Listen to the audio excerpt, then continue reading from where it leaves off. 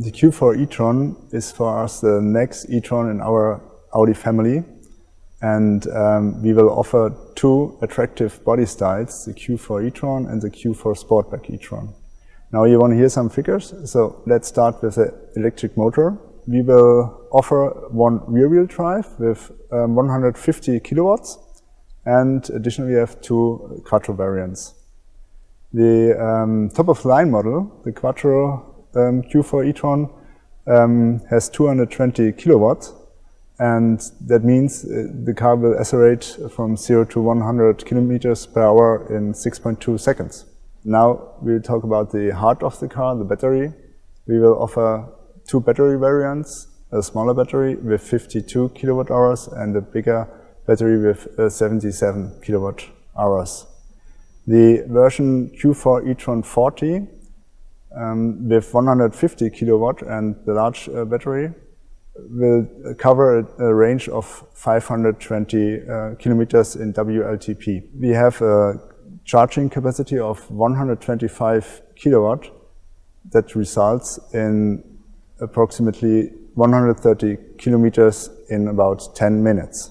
The Q4 e-tron is an ace because you cover very good figures, and the main topic of the car, it's an all-rounder, which is a very attractive car for everyone.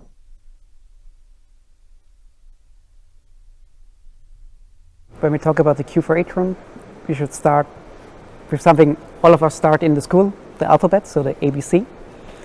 So the A in this case stands for the A+ segment, which is represented in the exterior measurements. So we have a compact class SUV.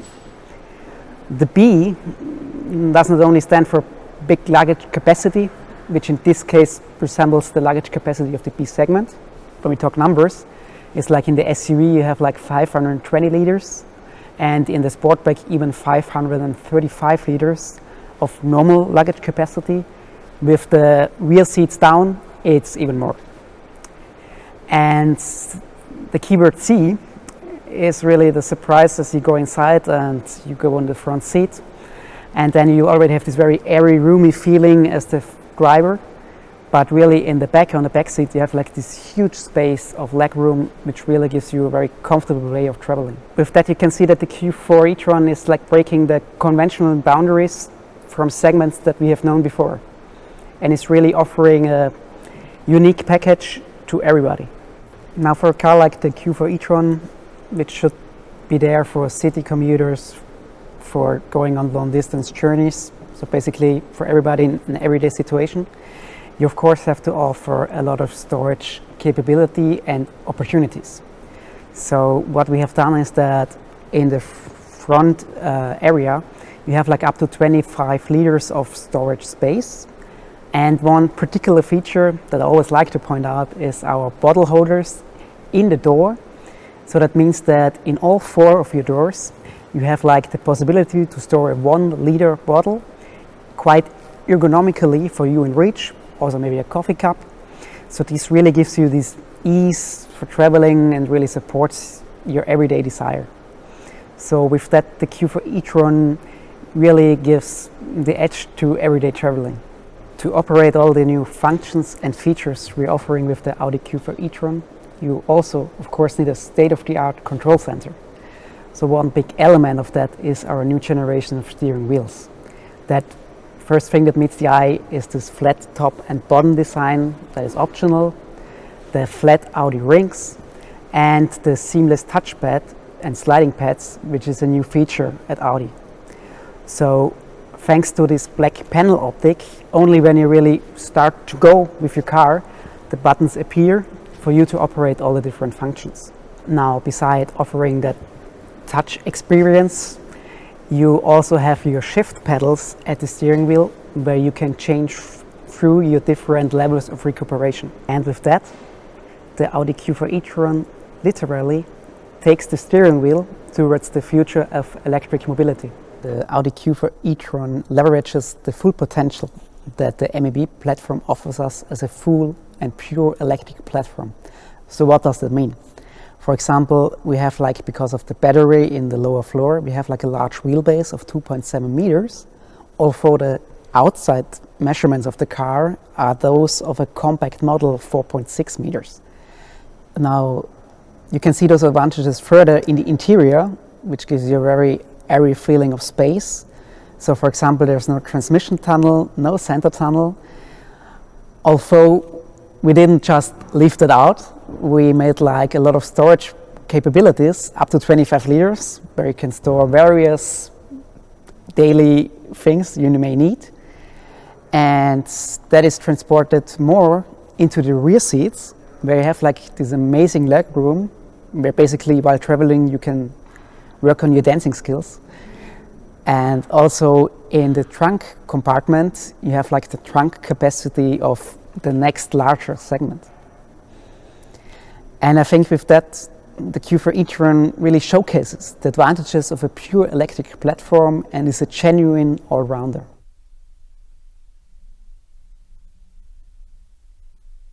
The Q4 e-tron is for us a very important car, so we wanted to give it a very strong character on the road. We wanted to take inspiration from our bigger cars, for example the Q8, and bring that strength down to the A segment car. It was a very difficult platform to get right, but it also offered a lot of possibilities. For example, the battery pack means that we can push the wheels to the outside of the car, giving a very square footprint, and short overhangs, tight cabin.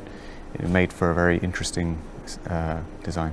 It's a very special car to me because it's the first car where I was the lead designer, and it really was a case of sketch to production. That the feeling that I captured in the first sketch made it to the production line. We had such a good feedback from the concept cars in Geneva, and then 1 year later we showed the Q4 Sportback e-tron concept, and we had such a great feedback that bringing this car to the production was perfect. For the first time, we're going to offer the customer the chance to change the light signature. So we have 4 options which the user can change from the MMI system. And this is a really interesting aspect for us designers because we now have a feedback what the user prefers as a light optic.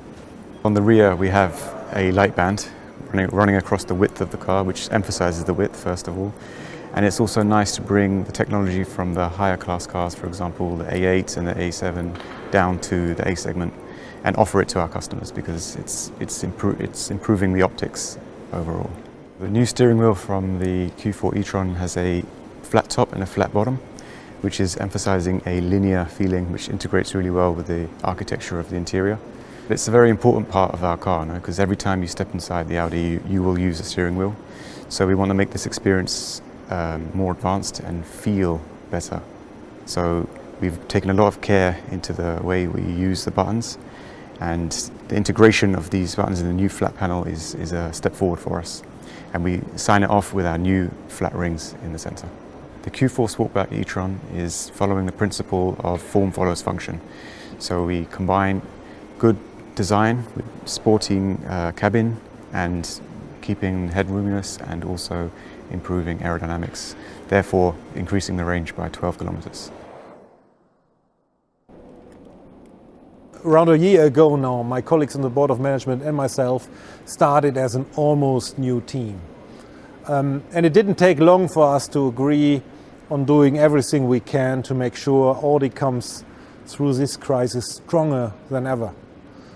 So with responsible crisis management and above all, with a strong team effort from all Audi employees, we managed to end this challenging year successfully. And 2020 was not wasted for us. In recent months, we have laid the foundation to bring innovations to our customers even faster.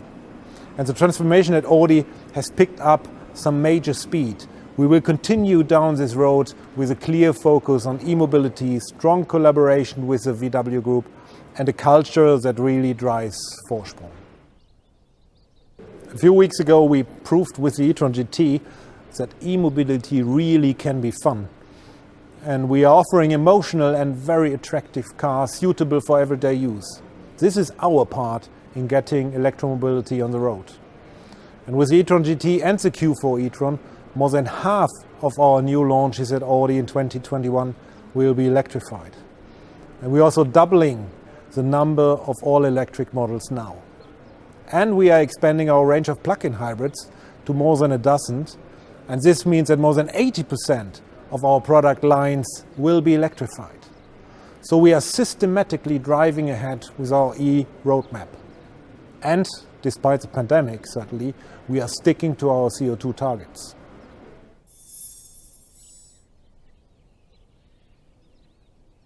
"2020 was a challenge for us, for all of us.